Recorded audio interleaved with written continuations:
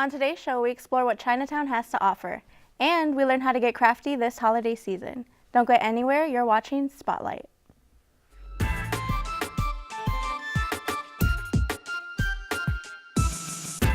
Hello everyone and welcome to another episode of Spotlight, where we bring you all things entertainment. I'm Giselle Del Reyes. I'm Annabelle Rocha. I'm Mariah Berry. And I'm Kayleen Talents. Ladies, you know what time it is. It's time to spill our tea of the day. So we all love Disney here, so my tea today is that Disney finally announced the cast for the live-action remake of The Lion King. There have been rumors that Beyoncé was going to be the voice of Nala for a while now, but it's official.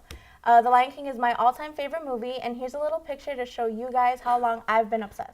Oh my, is that you? Little thing ever. How old were you? Probably like 2 or 3, because I think, yeah, like 2 or 3. That's Was the your favorite cutest character thing I've Simba? seen. I think that was Simba, right? That was Nala. And if you see in the Oh. picture, there's like another Nala behind me in the back. Like I've Lion King everything. OG Lion King fan. yes, for real. But really excited for Beyonce. Beyonce. That's going to be crazy. And Donald Glover. Yes. You know, Seth Rogen. Seth Which Rogen is is pretty Pumbaa. funny. I didn't Yeah. see that. He I is. literally only That's- noticed he's like Beyonce the and Donald Glover. perfect- He's the perfect person for that role, especially with his voice. Like, it matches so well. Yeah. I can't get over your costume pick. No, it's so cute. I was Right. not so expecting excited. that. I'm gonna wear it to the premiere of That same exact one. exactly. You can fit into it. It'll be fine. At least the head. What is it? Is it a play or is it a... No, it's a movie. It's a movie. It's a movie. Yeah. Live action movie. Like how they did Beauty and the okay. Beast. It's going to be like that. Okay. Exactly. Well, you know who would never be involved in something like that?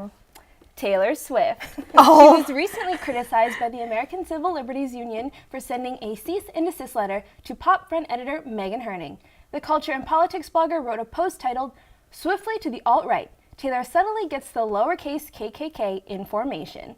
The post examines her music and discusses white victimhood, the resurgence of white supremacy, how some nationalists have embraced Swift, and her political silence.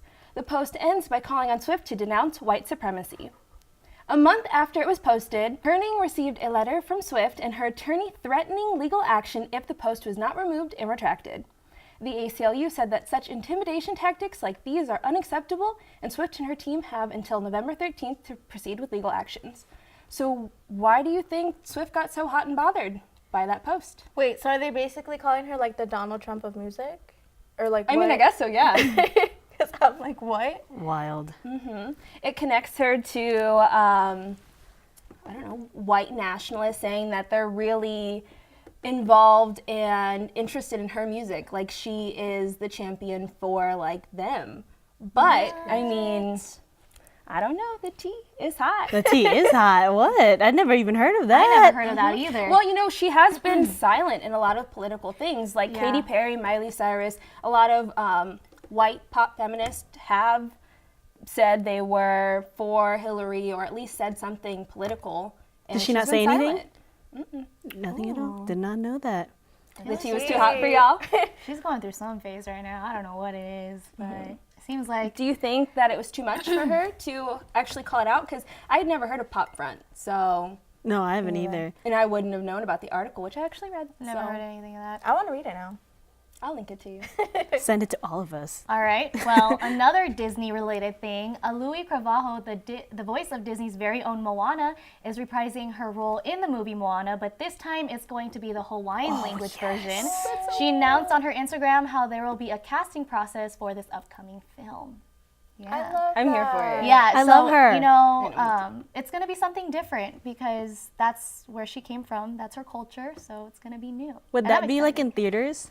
See, I'm not too Maybe in sure Hawaii. about that. Yeah, probably. yeah. Because I know they're also casting for people specifically that know the language and that could sing strictly for that language. I'm so, out. Yeah, we're all Dang, out. we but can't- I mean, it's interesting. It's going to be new. I'm excited. I love Moana, so. She's so pretty. She's so young. Yes. So much talent. I love her. But you know what happened? About a year ago, Kanye West, canceled the remainder of his St. Pablo tour. But on Saturday night, he finally returned to the stage with Kid Cudi on Saturday night in Chicago. Annabelle's hometown, Chicago.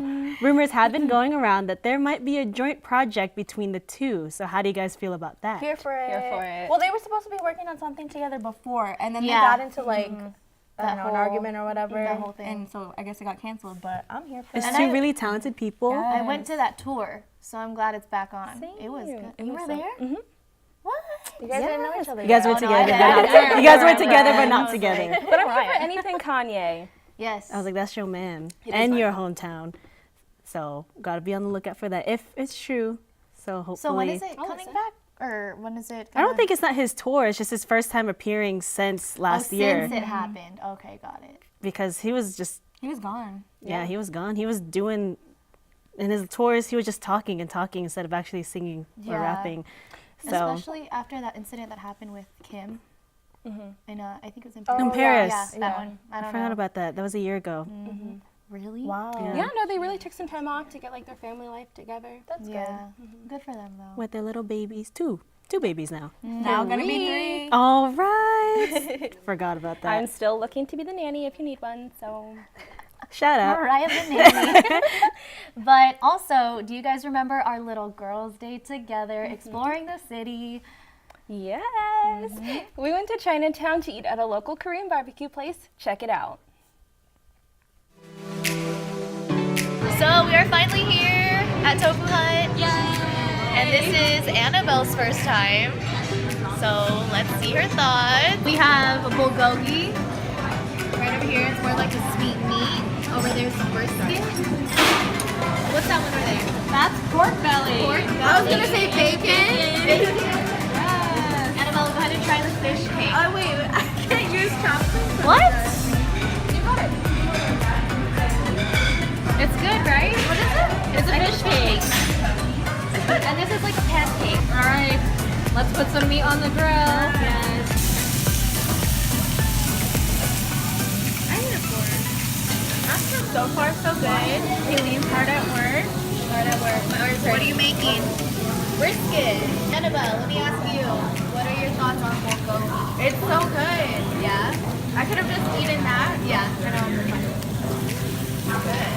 Did we get here? We got here at like 1. So I'm finally eating. Gorging myself. I've got room for that. Annabelle cooking her very first Korean barbecue.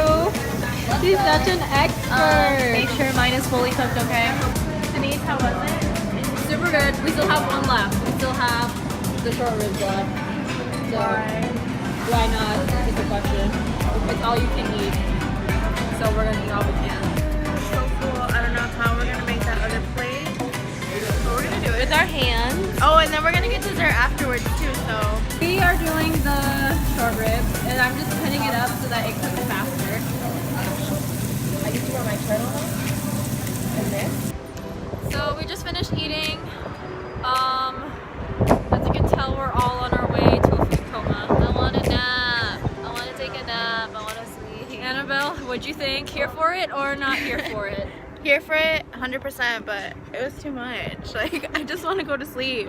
And I think, now we're going to go to a dessert place. I don't know how we're going to. Yep. There's a separate timing for that, y'all. For my first time ever trying Korean barbecue, it was really good. I'm so glad that we were able to show you new food, but now it's time to get crafty. Let's go to Joselle to see how to get creative this holiday season.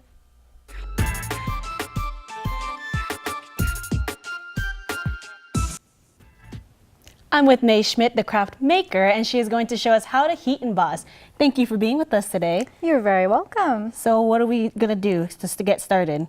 Okay, so first of all, heat embossing is like stamping, but to the extreme kind of. So we're gonna be using this powder, and what it does is it melts onto the stamp in the shape of the stamp. Okay, so what should we do first? What do we need exactly as a material-wise? So your tools, you need a heating gun. This gets really hot, like 625 degrees. Also good for making s'mores. Ooh. You're gonna need some paper, some embossing powder, very different from glitter. Glitter doesn't melt. Okay. You need a stamp, any stamp, and you need ink. This Any color? This one is an invisible ink, like a okay. watermark, but you can use any ink as long as it's like wet enough to hold the powder. Alrighty. So when did you kind of get started, get interested in doing stuff like this, crafting-wise? I started working at a store called Paper Source, and this is one of the things you have to know how to do Oh, really? because we get a lot Interesting. of card makers and a lot of DIY people. This is one of Ooh. the big ones. That's where I'm at. So I'm ready for this. How do we start? Okay, so first of all, you want to take your ink and your stamp. And you just want to tap it on there. Lightly. Lightly tap it, yeah. And make sure it's all covered. Right. And then when you stamp, you actually want to you don't want to rock it, you want to just press straight down in the middle. All right. Ooh, and it's a cute So little that's stamp. Oh, me too? Yeah, you too. Okay. Let's do this. Oh. So mine not be as good as yours, Oh, you're fine. but I can place it anywhere? yeah, anywhere. Middle. All right. And then we let it sit for a little bit, right? No, you Or don't have no? to. Okay. So now Yeah. we can go ahead. We have this lifty little tray so we don't make too much of a mess. You just want to pour the glitter all over it, That is so pretty. and you can flick it off. And so you see it'll hold the shape of the stamp.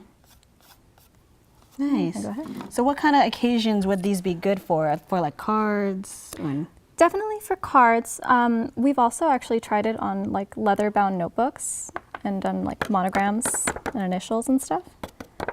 So basically anything that won't burn when you heat it up. okay, okay. So is this fine, right? Yeah, that's good. Okay. What's our next step? All right, now if you leave it like that, the powder's gonna fall off. So here's where you need to heat it up. This tool's pretty loud. Oh, it gets loud. Okay. Yeah. No, that's fine. So you wanna let it heat up a little bit. It's almost like a hair dryer. Yeah, a little bit. Okay. So where did you get your heat embosser? Like, can anyone get it? Yeah, Is you it- can get them at Michael's. They're Oh, on like okay. $20. So to do this whole heat embossing thing, it's not expensive to do, right? No, not at all. So anyone can do it. And you can kind of see it change. Oh, you can.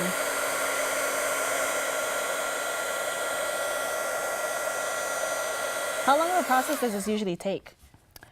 For one stamp like this, that's it. Oh, okay. And then this is so cute. Do I? Oh, because I did what you weren't supposed to do. I started smudging it. But I didn't even heat emboss it yet. It should be fine. If it's not Okay. perfect, that's proof it's homemade. Okay. So you just want to let So it you heat just up a put little it- bit. And you want to start in one corner and slowly move to the next. Give it a chance to heat up. There you go. So you can see the Yeah. color. Kinda Once you see change. that, Oh, yeah. man, you can see it melt. When nothing else is changing, you know you're good to go. So right after it dries, are we allowed to just touch it right away and it's good to go? You want to give it like 5 seconds or so. And especially like it's super hot, it's going to burn your finger. But after that, then yeah, it's stuck in place. So is this pretty much how it looks? Yeah. Cool. You guys look how cute this is. You guys and then you made these too, right? Yeah, I did.